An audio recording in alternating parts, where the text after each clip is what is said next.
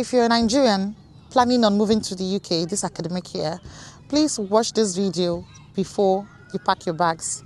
Do you know that before I arrived, there were so many things that I needed to know. I had so many questions, but there was no one to tell me. I went through all of the internet, all of YouTube, but no one was telling me the actual things I needed to say. So this video is not to scare you today, but just to make it all plain to you and answer those questions and solve those problems you didn't know that they could even exist before you arrive in the UK. I'm going to be giving you 7 tips on what you should do before you arrive here. So please watch this video to the end. Hey guys, I'm Iamwinyjoe. So if you like what you see in this channel, or if it's something that resonates with you, please click on the like, share and subscribe button right now.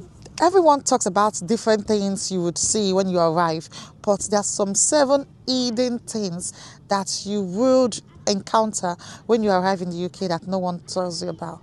The first one is you're going to feel very alone. The first thing that you just feel is the loneliness, because there's no noise, those noise in the background is no longer there. Truth is, you're going to miss your family, your friends, you're going to miss people calling you first to ask you how you're doing. Something you can do to ensure that you don't feel so lonely to the extent of getting depressed, because listen, by the time you do arrive, you're going to get depressed, because the first week is like observation, the second week you're already feeling it subconsciously coming up to your outer being, and you're already feeling sad, feeling weakened. And so I have a solution for that. The best thing you can do is to actually join the school WhatsApp group. I remember when I tried to come in, there was this group that I stumbled upon, and I just joined the group. I was able to connect with other people trying to come into the university too, the same university I wanted, and we're chatting. So I actually created my friendship before I arrived to the UK. When we arrived to the UK, it was not like, oh, you've been the one I was chatting with. Oh yeah, girl, how are you doing? I even went on Facebook to go and look for any school groups on Facebook, and luckily I saw it.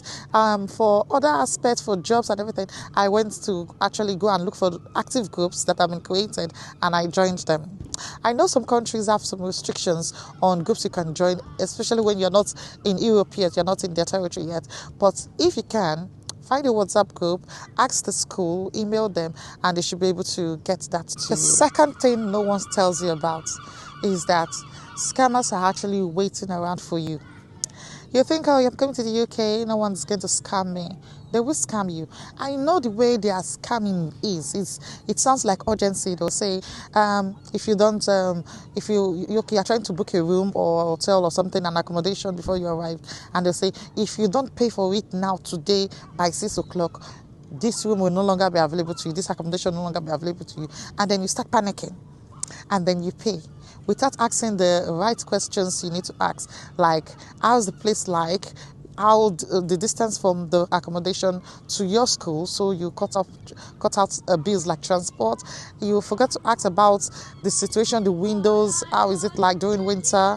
You forget to ask those key questions, because they don't give you the opportunity to. They just tell you, oh, no, you have to pay now, or we'll just take it away, and they'll make it sound like a good deal.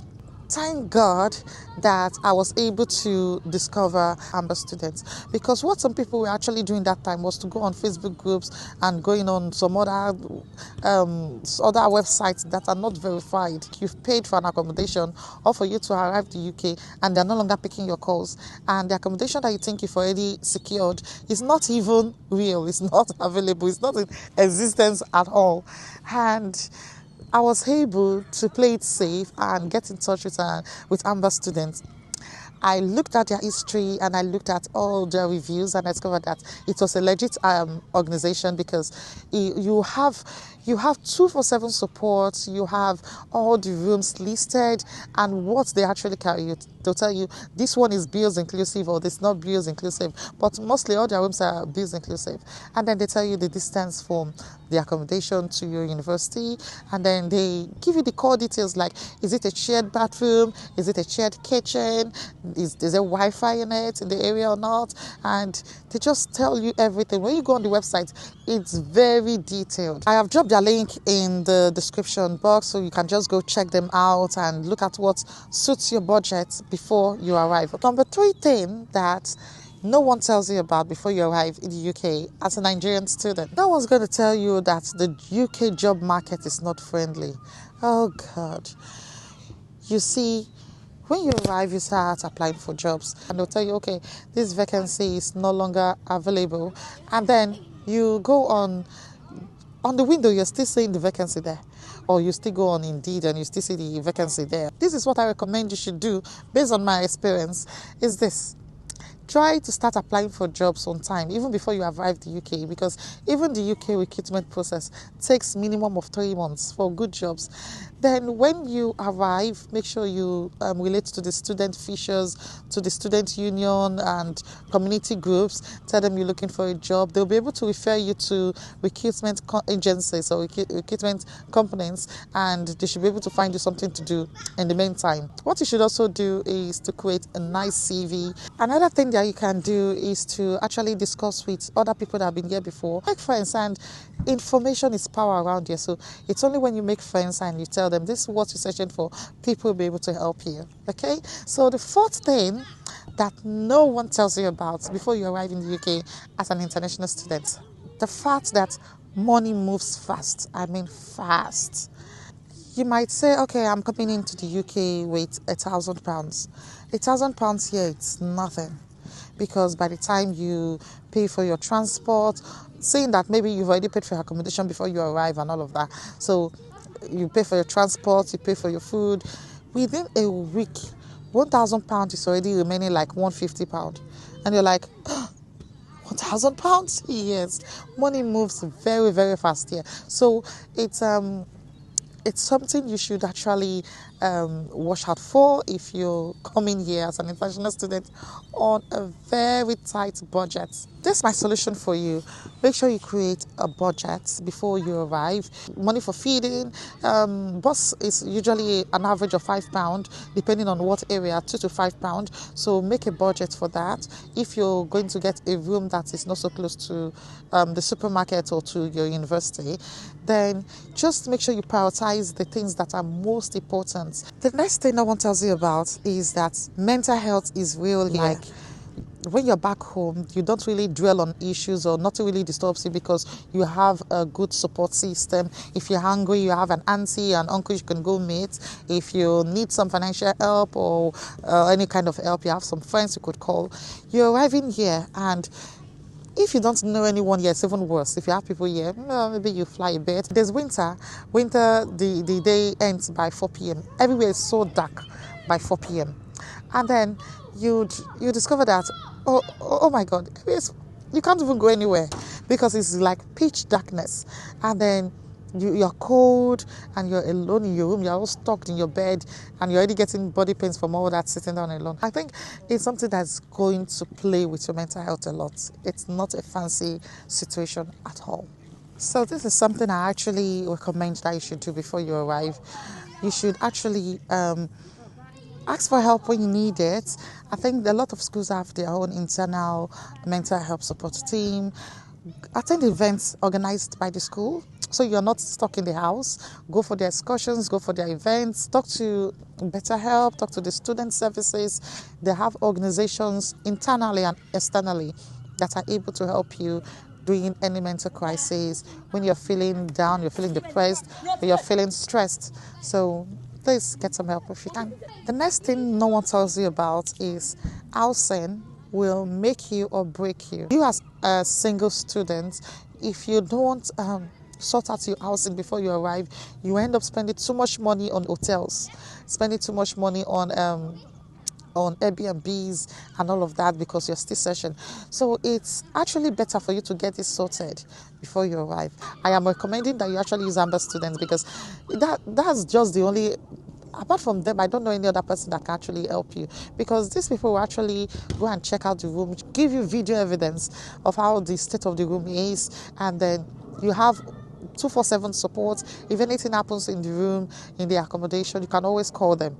You can always call them because the housing here is not for the weak.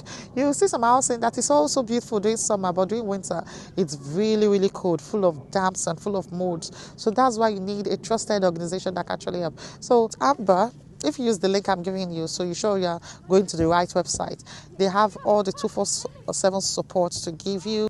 They let you filter by the rooms, address, the university, so that you can filter it with how many rooms you want, how large you want your space to be. Do you want to share a kitchen? Do you want to share a bedroom and toilet? Do you want to share any space at all? Do you want a roommate or not? So they actually have all these options. We can filter it out in Amber Student. No other site, no other organization, no other website actually have these features. They just give you and say, this one room here, this, that. Finish. You can't even call them because now you have to call an international line, because if you send them an email, they don't even respond to the email. So you cannot even contact them to ask about some dimensions about the house, some detailed description about the house. So that's why everyone uses Amber Students. Last thing you should know is no one is coming to save you. No matter the situation you find yourself, there's no savior. You have to be an adult that you are and get it sorted. So I know that sounds harsh, but it's true. It's basically the truth. The UK is where you literally have to build yourself. You just have to build yourself, create your own circle, make friends, go out, visit people, they visit you in return, give them a call, they give you a call in return, share information, they give you in return. If you feel stuck, talk to somebody. If you feel confused, talk to someone. Don't try to figure it out yourself.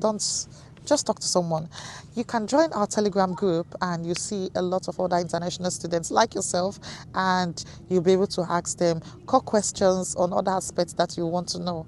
Now, I didn't make this video to scare you or to say, oh God, to make you wonder or ponder. No, I make this video to actually protect you so you're equipped psychologically and physically for what to expect. So that's it for today. Thank you guys for watching this video, and if you've benefited a lot from it, please share to other people so they are as equipped as you are right now. Okay, kudos to you. Congratulations on your offer and on your visa. Welcome to the UK. Bye.